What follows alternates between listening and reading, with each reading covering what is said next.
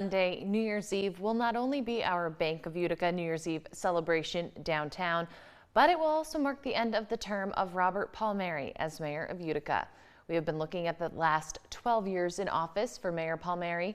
When he first ran for the top job in the city, did he have a game plan, and what was it? Well, let's listen. No, there definitely was a game plan. The game plan is to bring hope back to the people. It was to make it real. I've often said that, you know what, you can't change the dynamics of politics. You can't change the course of the city. It was a lot of the people saying that, you know, you're just an elected official. No one's going to listen to you. You're there 4 years, maybe 8 years, and that's going to be it. And I said, no, we're going to change it.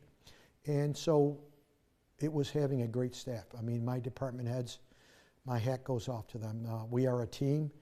They understood my passion, my intensity. I sat down with Pete Ferrarillo, who was my budget director at the time. He's no longer with us. And our first mission was to go down to the state comptroller, Tom DiNapoli, and to dissect exactly where we were. And it was very bleak, to be quite honest, when we sat with Tom. He looked at our books, as Pete Ferrarillo did, and we had an option. The option is to have a control board come in here where the residents, the taxpayers have no say, nor does the mayor or members of the common council. And so, or it was to make very difficult decisions that will affect everyone. So we came back after talking to Tom, spending about maybe half a day out there, and came back and sat down with all my department heads. We crafted a plan, and we implemented the plan. And that plan was very painful because, unfortunately, we had to reduce our workforce by roughly 20%. That means people were going to lose their jobs that were not responsible at all for why they were losing their jobs. It was just because we didn't have enough revenue, not only to pay them, we didn't have enough revenue at this point just to maintain our payroll. And the other aspect of it, unfortunately, is we had to raise taxes. So on one hand, you're laying off people that had no impact, and then you're telling the residents, the taxpayers, we're going to raise taxes. But that was the game plan. And we stuck to the game plan. And again, my hat goes off to every employee of the city of Utica, because we did more with less. We delivered a product that I think was unparalleled. Our police department, our fire department, I'm very parochial. I think we have the best. We train them. We were the first with the body-worn cameras. We were the very first with the 50A, which is putting all of the online the backgrounds of our police officers.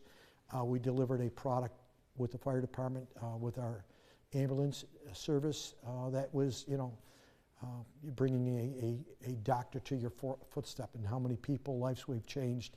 And quite frankly, that is the catalyst for moving a city forward. You cannot have economic development if you don't have public safety.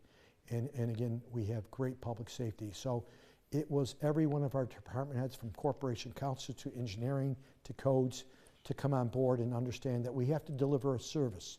Our service has to be better than anybody else's. And that means that we have to get back to our taxpayers. We have to say what we can and why we can't do it, so they fully understand. So we implemented a 311 on our apps, so it makes it easier. They could call into my office, and we would document when they called, and we would try to get back to them as soon as possible. But again, it was every one of our chiefs, our department heads, that just did an outstanding job. And when I first took over, we had a negative $15,000 of fund balance. Our water trust money was depleted. We were downgraded by all three of the rating agencies, Standard & Poor's, Fitch, and Moody's. We had a 75 or 76 rating with our physical stress through the controllers, which is at the top of the negative end that you could be. And as I speak to you today, 12 years after this, the city has made a 180-degree change. We have roughly $14.2 million of fund balance. We've been all upgraded by all three of our rating agencies to above where we've ever been as an A rating.